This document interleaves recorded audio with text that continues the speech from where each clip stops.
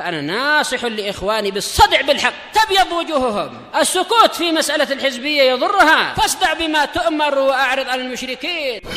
سلامي على دماج ورجالها والشيخ يحيى ودار العلم يا سعد بانيها.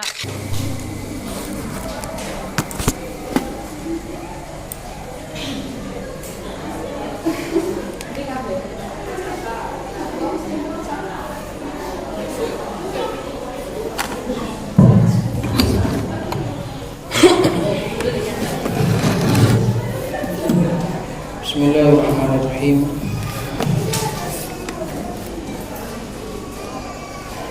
Innal hamdalillah nahmaduhu wa nasta'inuhu wa nastaghfiruh wa na'udzu billahi min shururi anfusina wa min sayyiati a'malina.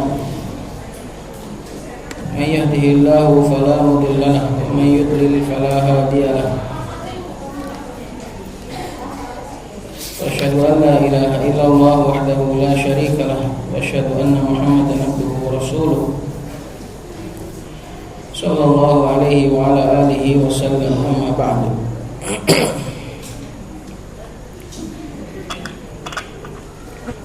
Masih melanjutkan tentang masalah hijab. Qala Syekh Ummu Abdillah wafaqahallahu ta'ala, wa ba'dun nisa'i yartadina al-hijaba asy-syar'iyya lakinnahunna aslahahunna Allahu yatasahalna fayakshifna wujuhahunna idza lam yajidna rijalan fit tariq fa idza ra'ayna rijalan yughattina wujuhahunna wa hadha la yasluh. Farubbama annaki la tughattina wajhaki illa wa qad ra'awki fattaqillaha wasuni irdaki 'anil rijali wa tasattari. Dan sebagian wanita mereka memakai hijab syar'i, irtadina al-hijab syar'i, lakinnahun, akan tetapi mereka bermudah-mudahan semoga Allah Subhanahu wa taala memperbaiki mereka. Mereka bermudah-mudahan dari sisi mereka akan membuka wajah-wajah mereka jika mereka tidak mendapati laki-laki di sekelilingnya di jalan-jalan. Kalau nampaknya tidak ada laki-laki, dibuka. Fa idza ra'ayna rijalan, apabila mereka melihat laki-laki, baru mereka yughattina wujuhahunna, mereka bergegas untuk menutupi wajah-wajah mereka. Wa hadza la yasluh, ini tidaklah layak. Kenapa? Farubbama annaki, ada kalanya kamu tidaklah menutup wajahmu kecuali mereka sudah atau mereka telah melihatmu. Jadi yang menutup sama yang melihat, cepatan yang melihat. Maka baik itu ada orang atau enggak ada orang, selama tempatnya itu terbuka, maka bersabarlah untuk menggunakan hijab. Kecuali di tempat yang memang sudah terjamin di situ enggak ada orang, atau menghadap ke tembok. Ketika di warung menghadap ke tembok yang jelas-jelas nggak ada kecolongan, maka ini nggak apa-apa untuk dibuka. Tapi kalau sepi dan di tempat umum, sebaiknya ditutup, karena nggak mesti kita nggak melihat orang itu kemudian nggak ada orang. Kadang kita nggak melihat, kadang kita nggak melihat. Maka daripada ribah, daripada meragukan seperti itu, mending bersabar untuk menutup wajah selama di tempat umum. Dan lebih parah dari ini adalah apabila di depan orang-orang ahlus sunnah bercadar, ketika nanti di depan orang awam dibuka. Ini lebih parah lagi, karena berhijabnya bukan ikhlas karena Allah Subhanahu wa taala. Maka hati-hati para ummahat, para akhwat, jangan tasahul. Bermudah-mudahan untuk membuka hijab dan bersabarlah. Bersabar walaupun berat, tapi itu semua adalah pahala apabila seorang itu ikhlas karena Allah Subhanahu wa taala. Fattaqillah, maka bertakwalah engkau kepada Allah. Wasuni irdaki, dan juga jagalah kehormatanmu dari para laki-laki. Watasatti, dan menutup dirilah. Waqad kana min ad'iyatin Nabi sallallahu alaihi wasallam fi shabahi wal masa, Allahumma astur aurati wa amin rawati. Dan di antara doa Nabi sallallahu alaihi wasallam di pagi dan di petang hari, beliau meminta, ya Allah, tutuplah auratku, baik aurat yang zahirah maupun aurat yang batinah. Baik aurat zahirah berupa tubuh, aurat tubuh kita, maupun aurat yang batinah berupa dosa-dosa dan aib-aib kita. Sebagaimana kita tidak ingin terlihat dosa-dosa kita, kita juga tidak ingin terlihat aurat-aurat tubuh kita. Wa amin rawati, dan berikanlah rasa aman terhadap ketakutan-ketakutanku. Raw jamaknya rawat. Dan hadis ini termasuk ada uniknya karena aurat adalah kebalikannya rawat. Ini namanya jinas taklid, jinas qalb. Dalam ilmu balaghah ini termasuk jinas qalb, serupa tapi kebalikan. Aurat mirip dengan rawat tapi secara terbalik. Maka Nabi SAW mengajarkan kita untuk berdoa kepada Allah supaya aurat kita ditutup. Kita nggak suka kalau aurat kita terlihat. Maka seorang yang sesuai dengan fitrah itu akan nggak suka kalau auratnya terlihat, bukan malah menampakkan aurat. Kalau orang tabiatnya suka menampakkan aurat, maka menunjukkan hatinya rusak, menunjukkan hatinya sudah tidak sesuai dengan fitrah seorang mukmin. Syahidnya adalah dari hadis ini upaya sebagaimana kita berdoa supaya aurat kita tidak terlihat, ya harus ada usaha juga. Percuma kalau kita berdoa supaya aurat kita ditutupi, ternyata kita sendiri yang membukanya, atau minimal bermudah-mudahan untuk membukanya, atau bermudah-mudahan dalam menutup aurat tersebut. Maka sebagaimana kita berdoa dan ingin supaya aurat kita tertutup, ya seharusnya diupayakan juga dan dijaga semaksimal mungkin, semampu mungkin. Qala wa minan nasi may yaqulu innal hijaba khassun bi azwajin nabi sallallahu alaihi wasallam. Dan di antara manusia ada yang mengatakan bahwasanya hijab itu adalah khusus istri-istri Nabi sallallahu alaihi wasallam. Di anna Allah yaqulu ya nisa'an nabiyyi lastunna ka ahadin minan nisa. Karena Allah Subhanahu wa taala mengatakan, wahai istri-istri Nabi, tidaklah kalian itu sama dengan seorang pun dari kalangan wanita yang lain. Ini taqaitunna, jika kalian bertakwa, fala takhda'na bil qaul. Janganlah kalian itu merendahkan ucapan, mendayu-dayukan suara kalian. Fayatma alladhi fi qalbihi marad, orang yang di dalam hatinya ada penyakit akan berhasrat.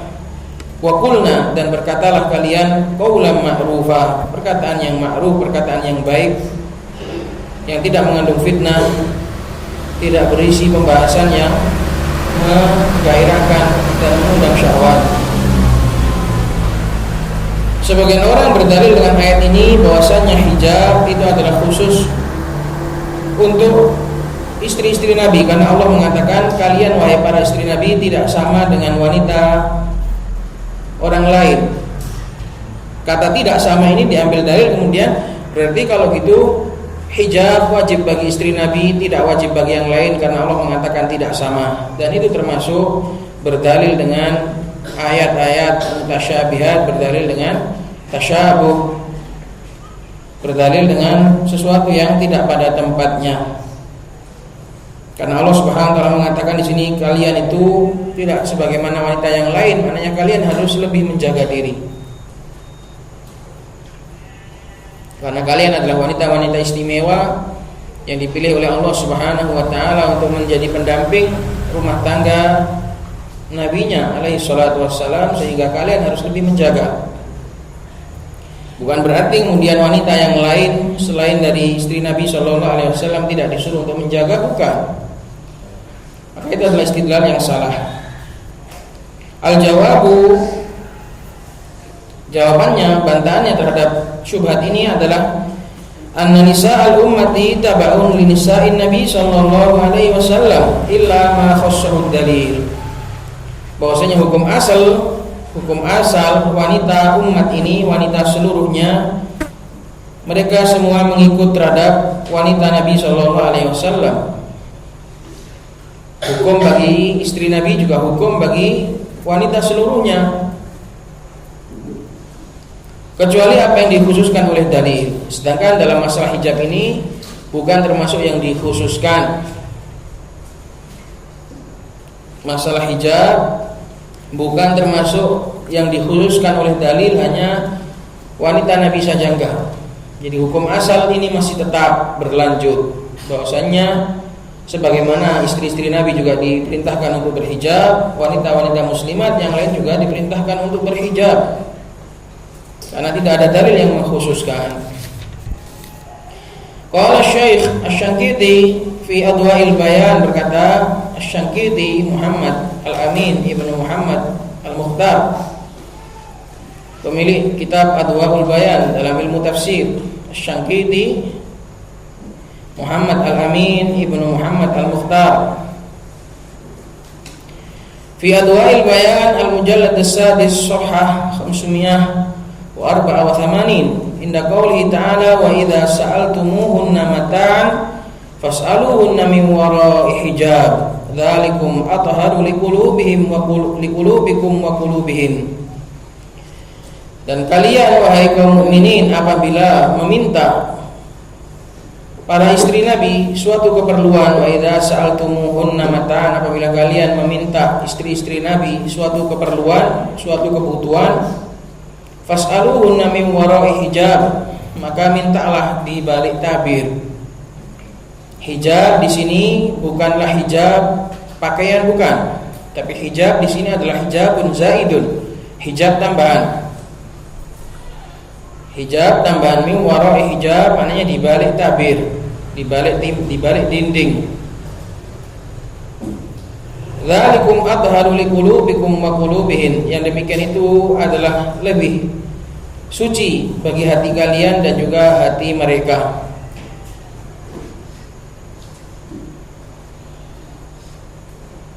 Dalam ayat ini terdapat dalil bolehnya laki-laki berbicara dengan wanita selama bukan pembicaraan yang menimbulkan fitnah dan juga kondisinya tidak menimbulkan fitnah. Boleh laki-laki mengajak bicara wanita ajnabiyah, boleh. Wanita ajnabiyah mengajak laki-laki bicara, boleh, selama tidak khulwah, tidak berduaan. Selama tidak berduaan. Dan kalau di dalam ruangan hendaknya di balik dinding. Kalau di luar, di tempat-tempat umum boleh, tanpa di balik dinding boleh,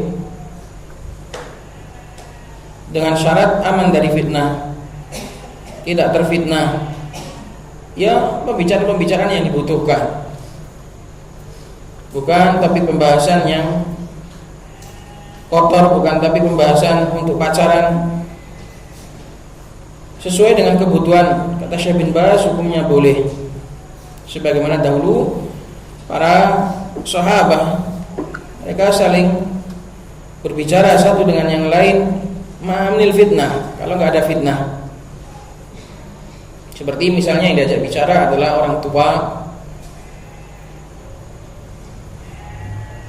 ini aman fitnah. Tapi kalau sebaya, waduh bahaya. Kalau sama-sama masih pemuda, ngajak bicara lawan jenisnya, ini menimbulkan fitnah. Maka syaratnya tadi aman dari fitnah.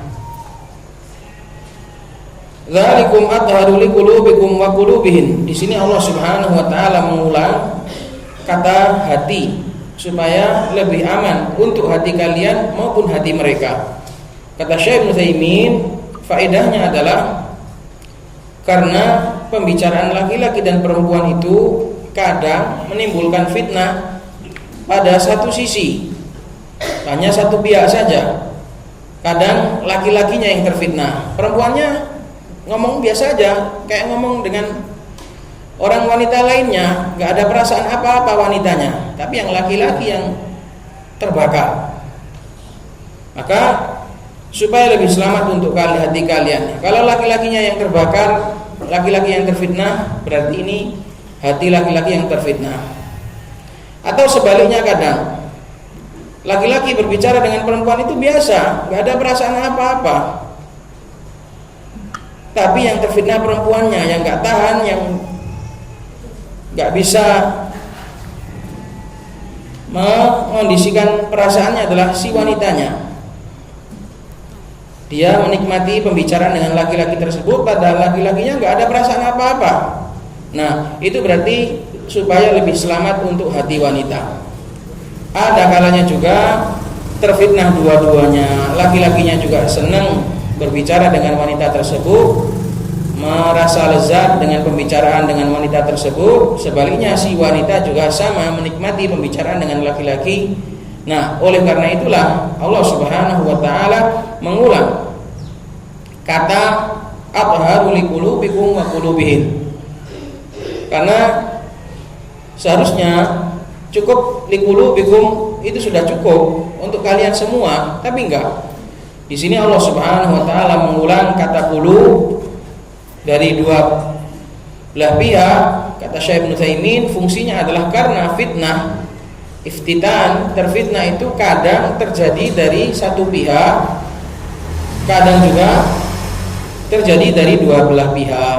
Maka untuk menepis semua itu, kalau satu pihak terfitnah ya tidak boleh. Kalau laki-laki mengajak bicara wanita, laki-lakinya terfitnah dengan wanita tersebut, ya nggak boleh.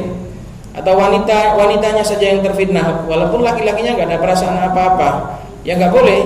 Apalagi kalau terfitnah dua-duanya, lebih nggak boleh lagi.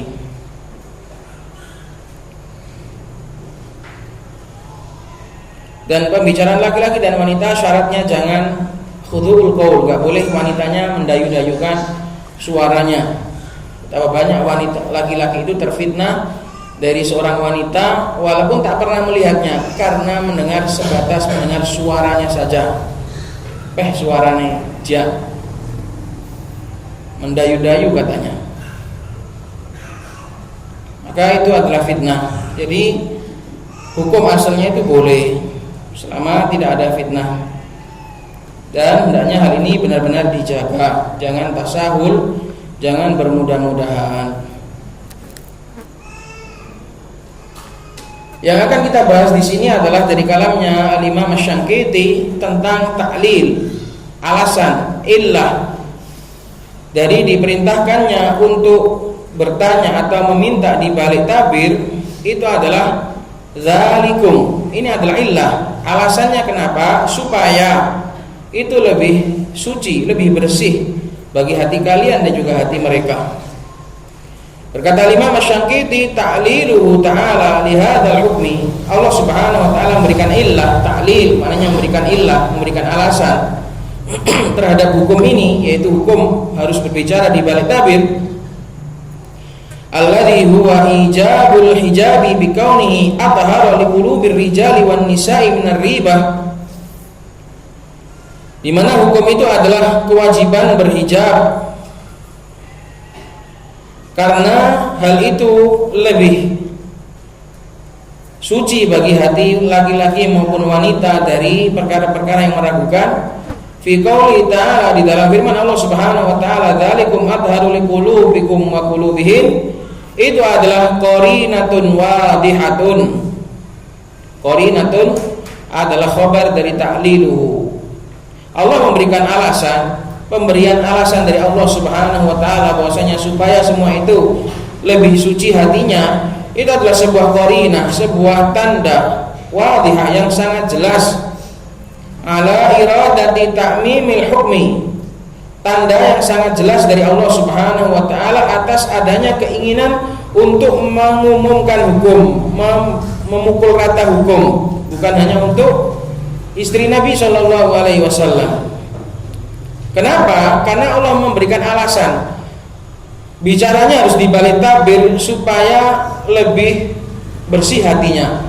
Lah, istri Nabi saja disuruh untuk membersihkan hati, apalagi yang lain. Maka perintah untuk hijab dan juga berbicara di balik hijab itu adalah wajib bagi selain istri Nabi Shallallahu alaihi wasallam, sebab ilahnya sama, ilahnya umum, yaitu perintah untuk membersihkan hati. Sementara yang berkewajiban untuk membersihkan hati itu bukan hanya istri Nabi, wanita-wanita yang lain dan juga kita semua berkewajiban untuk menjaga kebersihan hati. Maka sebagaimana alasannya itu umum, maka yang diberikan alasan yaitu hukum juga umum pula. Paham? Sebagaimana alasannya itu umum, ilahnya itu umum, maka hukumnya pun umum juga. Alasannya tadi apa? Untuk membersihkan hati. Yang butuh membersihkan hati itu apakah cuma istri Nabi? Tidak. Semua dituntut untuk membersihkan hatinya. Berarti ilahnya itu umum. Nah, apabila ilahnya itu umum, maka hukumnya juga umum. Itu. Illam yakul ahadun min jami'il muslimin inna ghairu azwajin nabi sallallahu alaihi wasallam la hajata ila adhariyati qulubihinna wa qulubir rijal minar ribati minhun. Karena gak ada seorang pun dari kalangan kaum muslimin yang mengatakan bahwasanya selain istri Nabi gak butuh untuk membersihkan hati, gak butuh kepada kebersihan hati. Karena semua butuh kebersihan hati. Sedangkan kebersihan hati itu adalah ilah, alasan diperintahkannya hijab. Maka kalau alasannya itu umum, mengena, semuanya butuh, semuanya juga terkena alasan tersebut, maka hukumnya pun menjadi umum, juga. Gitu. Mafhum istidlalnya. Al-Imam Asy-Syanqiti di sini membantah perkataan yang mengatakan hijab itu hanya wajib bagi istri Nabi. Enggak. Karena Allah memberikan alasan wajibnya hijab itu adalah untuk membersihkan hati. Sementara yang butuh membersihkan hati itu bukan hanya istri Nabi. Kita semua juga butuh untuk membersihkan hati, maka kita semua juga butuh untuk berhijab. Wa qad taqarrara fil usul, dan sudah tertetapkan di dalam ilmu usulul fiqh annal illata qad tu'ammimu ma'lulaha. Ma'lul adalah al-hukm, ay al-hukmu. Ma'lul adalah hukum. Dan telah tertetapkan dalam kaidah ilmu usulul fiqh bahwasanya illah, alasan, itu bisa menjadikan umum sesuatu yang diberikan alasannya, yaitu hukum. Umumnya illah itu bisa menjadikan umumnya maklul, yaitu hukum. Umumnya illah itu bisa menjadikan umumnya maklul, yaitu hukum. Illah itu alasan, hukum itu maklul. Annal illata qad tu'ammimu ma'lulaha. Bahwasanya alasan dari suatu perkara ini bisa menjadikan umum pula sesuatu yang diberikan alasan, yaitu hukum. Wa ilaihi asyara fi maraqis su'ud, dan kepada hal itu diisyaratkan oleh sang nadhim di dalam buku Maraqis Su'ud karya Abdullah ibn al-Hajj Ibrahim Asy-Syanqiti. Ini adalah nadhm bait syair yang masyhur dalam ilmu usulul fiqh, kayak Alfiyah Ibnu Malik dalam ilmu nahwu. Maka ini adalah termasuk salah satu nadhm dalam ilmu usulul fiqh. Biqaulihi, dengan perkataannya, wa qad tukhassisu wa qad tu'ammimu li asliha lakinha la tahrimu. Itu bukan la tuharrimu, salah, pakai kha. Bukan la tuharrimu tapi la tahrimu, pakai kha bukan pakai ha. Dibenarkan. Wa qad tukhassisu wa qad tu'ammimu li asliha lakinnaha la tahrimu. Wa qad tukhassisu, dan kadang illah itu bisa mengkhususkan dan kadang pula mengumumkan li asliha terhadap asalnya, karena ini dalam bab qiyas. Qiyas itu memiliki beberapa rukun, punya asal. Asal itu adalah sesuatu yang dijadikan patokan. Fard adalah sesuatu yang ingin dikiaskan.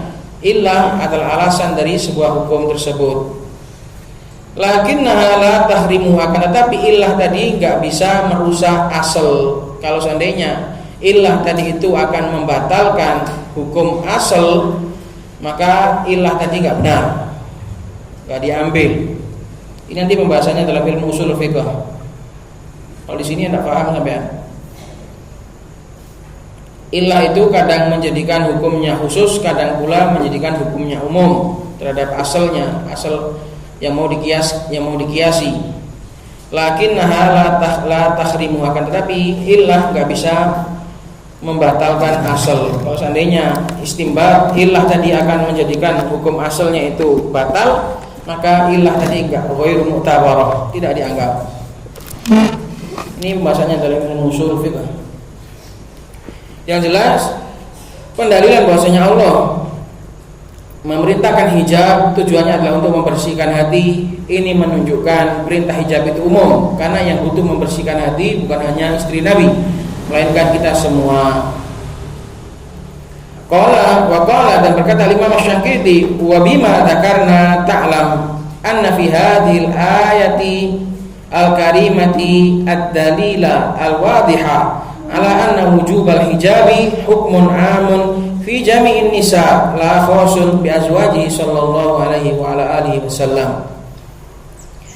Dan dengan apa yang kami sebutkan, kamu tahu bahwasanya dalam ayat yang mulia ini, yaitu dzalikum adharu liqulubikum wa qulubihim, terdapat dalil yang sangat jelas bahwasanya hukum wajibnya hijab, bahwasanya kewajiban hijab itu adalah sebuah hukum yang umum, adalah hukum umum, mencakup seluruh wanita, bukan hanya khusus bagi istri-istri Nabi sallallahu alaihi wasallam. Wa in kana aslul lafzi khassan bihinna, meskipun secara lafaz asalnya aslul lafaz yang dijadikan sebagai istimbat itu walaupun lafaznya khusus memanggil istri Nabi, walaupun lafaznya khusus, tapi ketika ilahnya itu umum, maka hukumnya menjadi umum.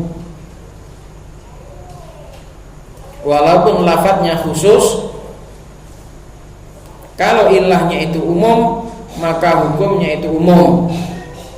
Li'anna umuma illatihi dalilun ala umumil hukmi fihi, karena umumnya illah, umumnya alasan adalah dalil bagi umumnya hukum di dalam masalah tersebut. Wa bihi ta'lam, dan dengan itu pula kamu tahu anna hukma ayatil hijabi amun li umumi illatihi, bahwasanya hukum ayat hijab itu umum karena keumuman illahnya. Wa idza kana hukmu hadhil ayati aman bidalatil qarinatil qur'aniyah fa'lam anna al-hijaba wajibun bidalatil qur'ani ala jami'in nisa. Dan apabila hukum ayat ini umum dengan dalalah qarinah, dengan dalalah tanda, enggak dengan dalalatul lafaz tapi dengan dalalah qarinah, maka ketahui hijab itu hukumnya wajib dengan dalalatul lafaz di ayat yang lain. Maknanya gitu. Kalau dalam ayat ini keumuman hijab itu hanya diambil dari qarinah, dari tanda dalalah qarinah, maka ketahuilah hukum hijab, keumuman hukum hijab itu diambil dengan dalalah lafaz sharih dalam ayat yang lain, yaitu surat Al-Ahzab juga.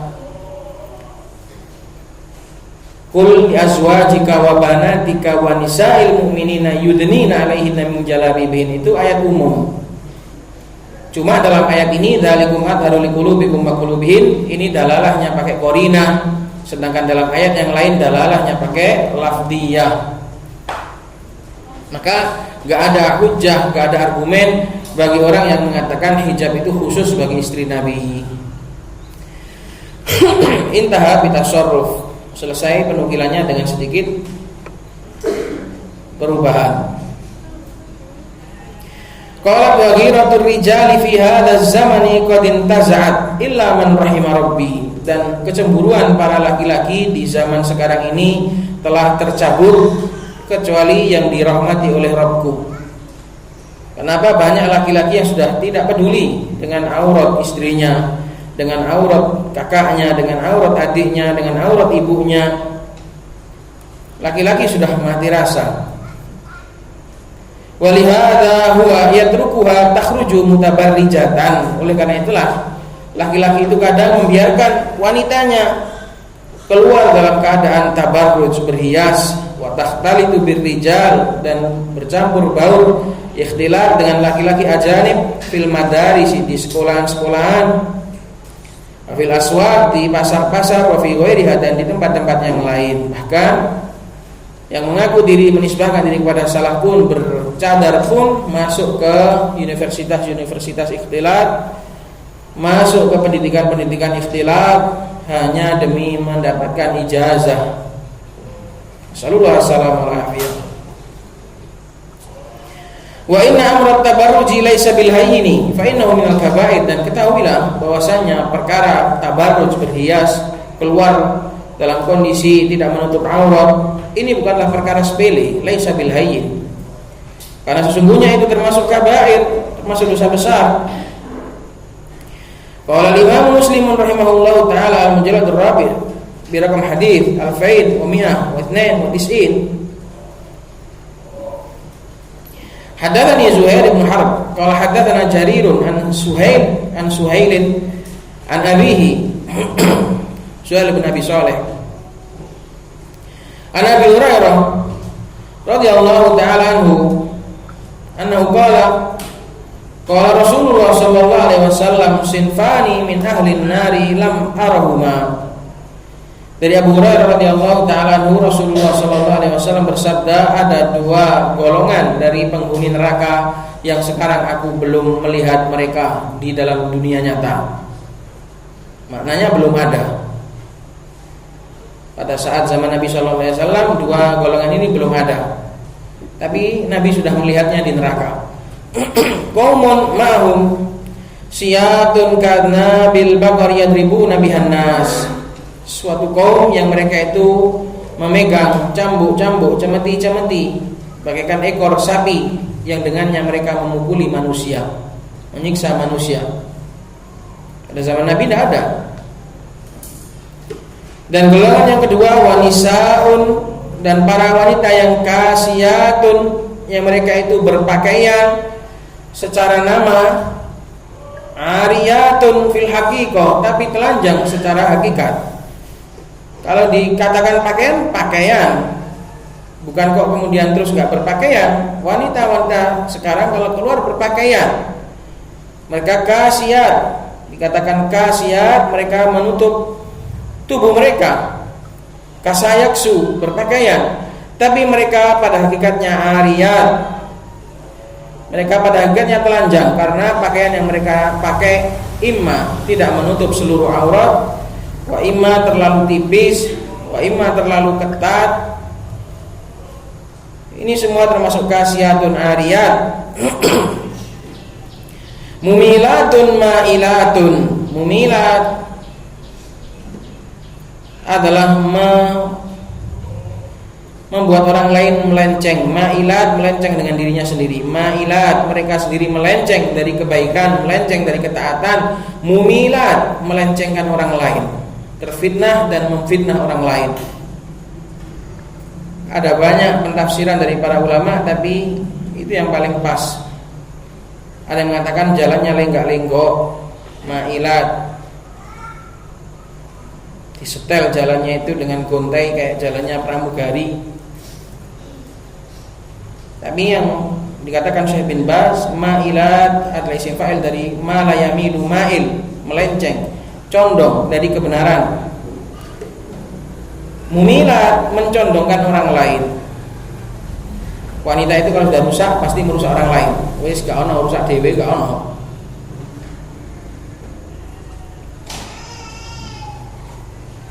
Ru'usuhunna ka'asnimatil bukhtil mahilah. Kepala-kepala mereka bagaikan asnimah, jamak dari sanam, punuk. Al-bukht jenis unta, al-mahilah yang miring. Maka hukumnya enggak boleh meninggikan rambut, enggak boleh. Kalau maksimal paling pakai apa? Pakai cepet ya, aja dhuwur-dhuwur cepete. Kalau memang harus untuk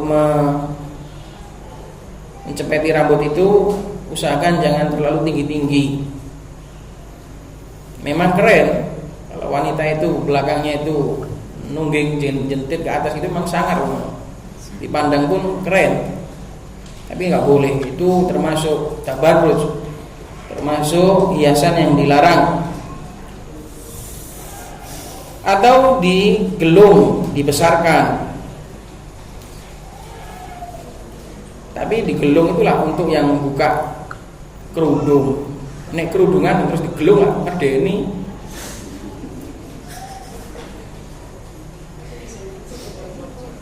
Hiasan gelung kayak orang-orang Jawa zaman dahulu itu kan, kalau yang buka kerudung, nek jero kerudung digelung lah, gak sedeng kerudungnya. Jadi ini mencakup apa? Dibalik mencakup, baik mencakup yang enggak pakai kerudung digelung, atau mencakup yang pakai jilbab atau yang memakai kerudung tapi ditinggikan. Ini hukumnya enggak boleh. La yadkhulnal jannata, mereka tidak masuk surga. Wala yajidna rihaha, dan mereka tidak mendapati aromanya. Wa inna rihaha la yujadu min masirati kadza wa kadza, padahal aroma surga itu didapati dari perjalanan sekian dan sekian. Mereka saja enggak mencium, apalagi masuk. Syahidnya adalah dalam hadis ini terdapat peringatan keras, dan itu termasuk tanda dosa besar adalah tabarruj, keluar berhias dan tidak menutup aurat. Qala wa hadzal haditsu min dalailin nubuwah. Hadis ini termasuk tanda-tanda benarnya kenabian Nabi sallallahu alaihi wasallam. Faqad waqa'a ma akhbara bihi Nabi sallallahu alaihi wasallam. Sungguh telah terjadi apa yang sudah beliau beritakan. Dulu belum terjadi seperti ini. Sekarang sudah terjadi. Makanya dikatakan lam arahuma, aku belum pernah melihat keduanya. Sekarang sudah dilihat oleh kaum muslimin. Nasallallahu alaihi wasallam.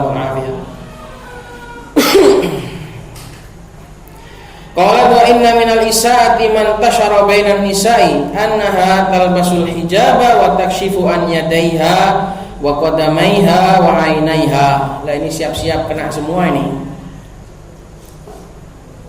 Dan sesungguhnya termasuk bentuk keburukan adalah apa yang tersebar di kalangan para wanita, bahwasanya mereka memakai hijab tapi membuka kedua tangannya. Ini banyak sekali tasahul. Maka sudah saya nasihatkan kepada orang-orang dekat, pada para keluarga, untuk menutup kedua tangannya.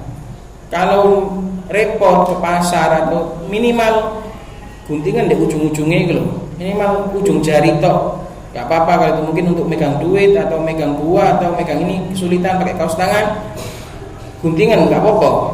Yang penting telapak tangannya atau punggung tangannya itu ketutup.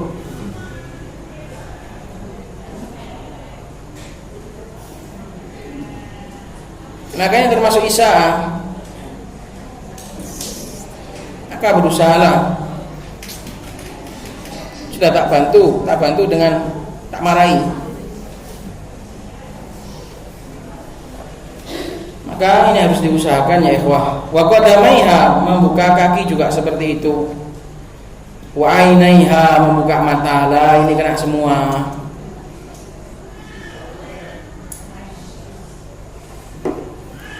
Maka lebih bagus itu kalau memakai cadar ya, pakai yang cadar tutupan semua itu. Atau semakin sempit cadarnya, nggak kelihatan alisnya, mungkin masih mending. Tapi katanya alisnya kelihatan, waduh, alismu membunuhku.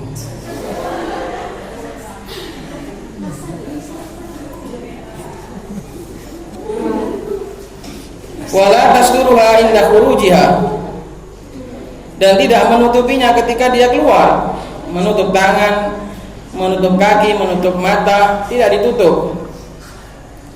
Fa inna hadza dzari'atun ilal fitnah, semua itu adalah pintu-pintu fitnah, sebab-sebab fitnah. Wa qad yudhiruhan niqabu bimadharin hasan, dan kadang justru malah cadar itu malah semakin menghiasi wanita dengan madhar, dengan bentuk yang sangat bagus. Kenapa? Karena kalau laki-laki itu melihat wanita itu indah matanya, walaupun bawahnya ditutupi cadar, digambar dewe itu, wah hidungnya pasti gini, mulutnya pasti gini, wah tambah rusak. Ya benar nih ya kawan. Mending,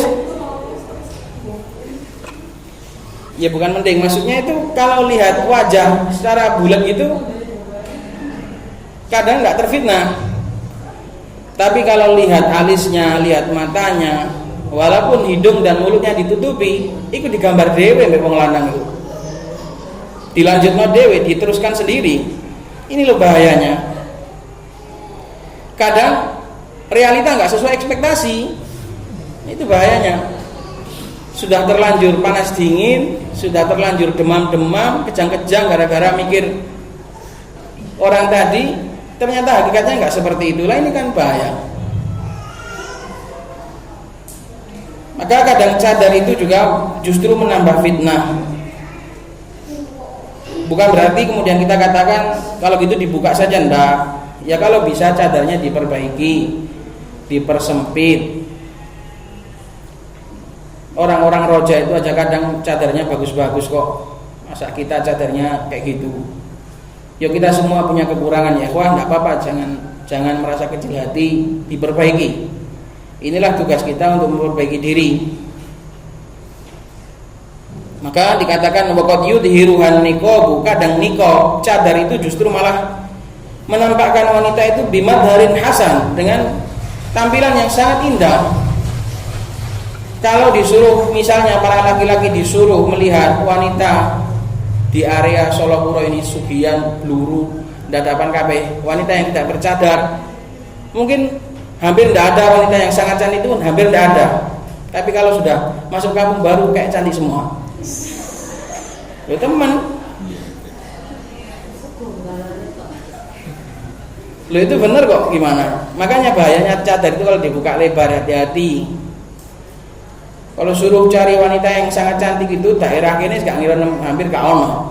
Tapi kalau sudah lihat wanita bercadar kayak cantik semua, maka itu bahayanya cadar yang tidak sesuai syar'i.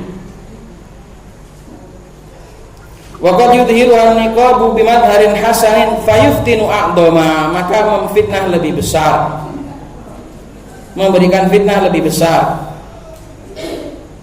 Min kasfil wajhi kullihi, daripada membuka wajah seluruhnya. Ya jangan sampai orang yang membuka wajah kemudian mendebat kalian. Mending dibuka aja semuanya daripada kalian seperti itu memfitnah. Nah, makanya daripada seperti itu enggak usah mendang-mending, enggak usah mendang-mendung. Lebih baik diperbaiki sebaik-baiknya, semampunya. Diperbaiki lagi cadarnya. Itu ya ikhwah.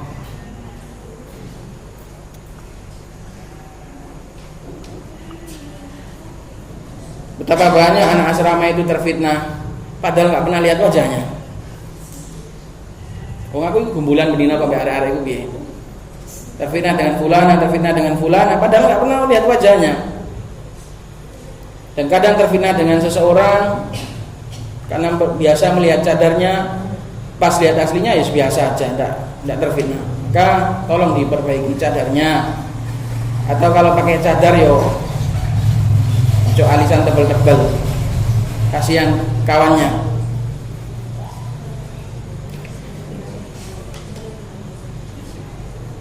Kayak gini nih malah kalau dikasih tahu seperti ini malah wanita yang nakal malah tambah dipolno tambahan. Tak kasih tahu kelemahannya para laki-laki malah dipakai alat untuk membunuh mereka. Jangan gitu. fayuftinu a'dama, maka memfitnah lebih besar min kasfil wajhi kullihi wa qad ta'allama ba'dur rijali min dzalika, dan itu bukan cuma isapan jempol, bahkan sebagian laki-laki sudah pernah terluka, ta'allama, tersakiti oleh hal itu.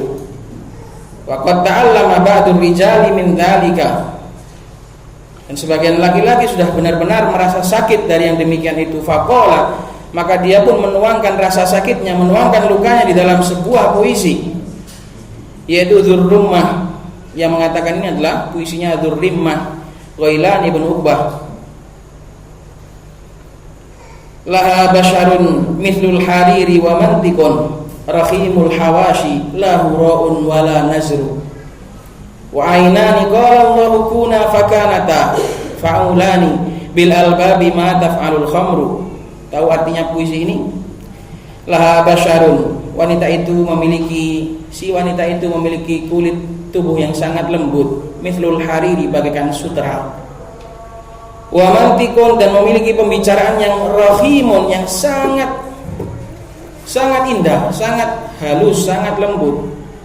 Rahimul hawashi, pembicaraannya itu enak, ujung-ujungnya itu sangat lembut sekali. La hura'un, pembicaranya itu enggak terlalu panjang, wala nazru, juga tidak terlalu sedikit, pas nih ngomong itu, enak omongannya itu. Tahu sendiri kalau sudah tukang syair menuangkan perasaannya dalam puisinya, pol pokoknya. Wanita itu memiliki kulit tubuh yang sangat halus bagaikan sudra, memiliki pembicaraan yang sangat lembut, tidak terlalu panjang, tidak terlalu pendek.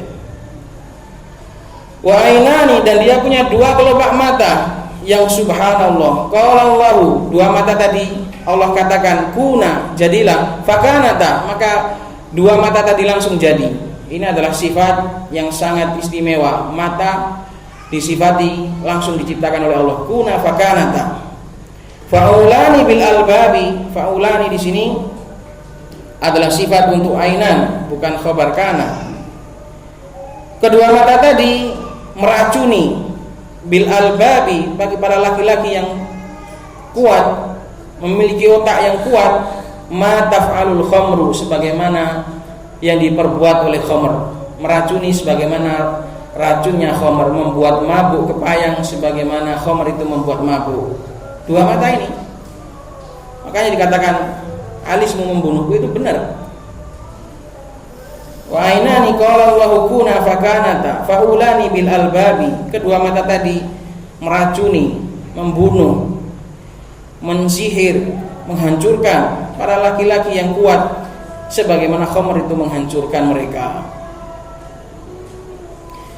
Maka bahaya ya ikhwah, apalagi yang wanita sengaja menyetel pakaiannya untuk meracuni para laki-laki. Nasallallahu alaihi wal afiyah.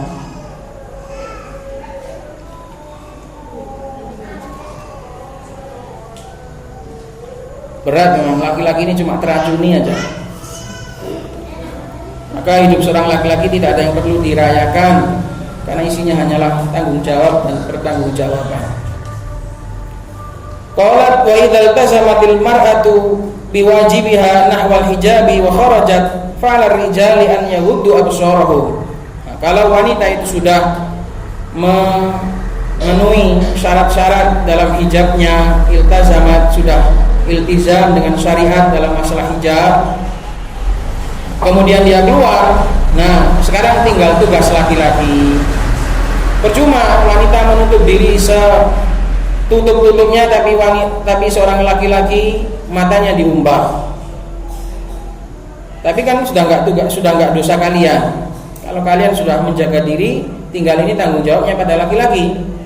Tapi kalau kalian para wanita belum melaksanakan tugas dengan baik, ini masih ada tanggung jawab. Tapi kalau kalian sudah melaksanakan kewajiban sesuai sebagaimana mestinya, nah ini tinggal sudah ini urusannya laki-laki. Fa'alar rijali, tugasnya laki-laki adalah an yaghuddu absarahum, untuk menutup mata-mata mereka, untuk menundukkan pandangan-pandangan mereka. Kenapa? Karena wanita itu meskipun ditutup, fa innaha qad ta'ridu lahal ahwalu wa hiya tamshi, karena sesungguhnya wanita itu kadang datang beberapa keadaan, dalam keadaan dia berjalan, kadang tersingkap, kadang tertiup angin, Maka ini tugas laki-laki untuk menundukkan pandangan. Farubbama ta'ti rihun, kadang datang angin dari satu arah, fatarfa'u syai'an min hijabiha, kemudian menyingkap sedikit dari hijabnya. Wa nahu dzalik, dan juga yang semisal dengan kejadian-kejadian seperti itu, minal asbabil lati, dari perkara-perkara yang kadang rubbama takshifu syai'an min zinatil mar'ah, yang bisa menyingkap dari hijabnya seorang wanita.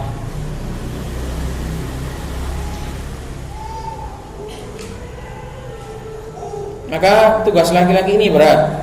Dalam hidup ini harus ghaddul basar. Ini sangatlah berat.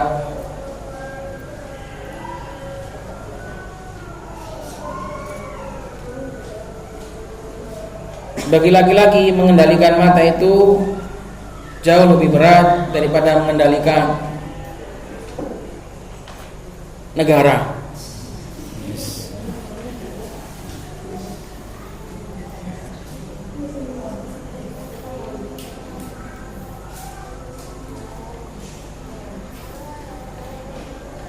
Qala Allah azza wa jalla yaqulu kullil mu'minina yaghuddu min absarihim wa yahfadhu furujahum dzalika azka lahum. Jadi para laki-laki itu ya ini berat. Tiap hari harus diracuni tapi enggak boleh mati. Tiap hari diracuni tapi enggak boleh mati. Allah azza wa jalla yaqulu kullil mu'minina, katakanlah kepada orang-orang mukmin laki-laki yaghuddu min absarihim, supaya mereka menundukkan pandangan-pandangan mereka, wa yahfadhu furujahum, dan menundukkan pandangan itu adalah menyebabkan hifadz terhadap furuj. Kalau seorang itu tidak menundukkan pandangan, maka rawan farjnya juga akan liar. Karena itu Allah merunut, disuruh untuk ghaddul basar, karena ghaddul basar itu juga akan yahfadzul farj. Dzalika azka lahum, yang demikian itu adalah lebih suci bagi mereka. Wa fi sahihain min hadits Abi Hurairah radhiyallahu taala anhu, dalam sahihain dari hadits Abu Hurairah radhiyallahu taala anhu annahu qala Rasulullah sallallahu alaihi wasallam kutiba ala ibni Adam nasibuhu minaz zina mudrikun dzalika la mahalata fazinal aini an-nadhar. Rasulullah sallallahu alaihi wasallam bersabda, telah ditulis bagi anak Adam bagiannya dari zina, yang dia pasti akan mendapatinya. Tak ada lagi mahalah, pasti akan menjumpai zina tersebut. Gak bisa dihindari zina yang satu ini. Fazinal aini an-nadhar, maka zina mata adalah dengan melihat. Maka ini beratnya tugas laki-laki. Kadang wanita itu tidak mau mengerti, tidak rela suaminya itu menjaga diri dan membekali dirinya dengan iffah. Mereka kadang egois. Itu ya, padahal tugas laki-laki itu berat. Tidak merelakan mereka untuk menjalani syariat Allah Subhanahu wa taala demi iffah, demi menjaga diri, padahal tugas laki-laki itu berat. Falainu zinahan nadhar, mata itu zinanya adalah dengan melihat. Idza hasala taladdudun minan nadrati, apabila melihatnya itu dengan menikmati, dengan kelezatan. Kalau melihat enggak menikmati, apakah boleh? Ya enggak boleh juga. Selama itu yang dilihat adalah perkara yang haram, enggak boleh dilihat juga, walaupun mengaku enggak ada taladdud. Wallahu azza wa jalla yaqul, Allah Subhanahu wa taala berfirman, innas sam'a wal basara wal fuada kullu ulaika kana anhu mas'ula. Sesungguhnya pendengaran, penglihatan dan juga hati, mereka semua akan dipertanggungjawabkan. Maka isi hidup seorang laki-laki adalah tanggung jawab, kullukum ra'in, dan pertanggungjawaban. Wa mas'ulun an ra'iyati. Jadi berat, isinya cuma tanggung jawab dan pertanggungjawaban.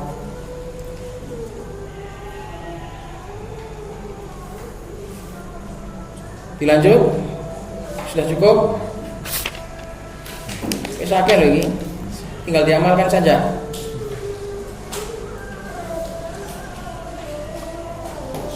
Tinggal kita meminta kepada Allah Subhanahu wa taala i'anah, taufik dari Allah Subhanahu wa taala agar kita bisa mengamalkan ilmu kita, supaya ilmu ini bukan hanya menjadi hiasan, bukan hanya menjadi pajangan, bukan hanya menjadi cindera mata, tapi juga cindera hati. menjadi obat di dalam hati, bisa diamalkan dan menyelamatkan pemiliknya di dunia dan di akhirat.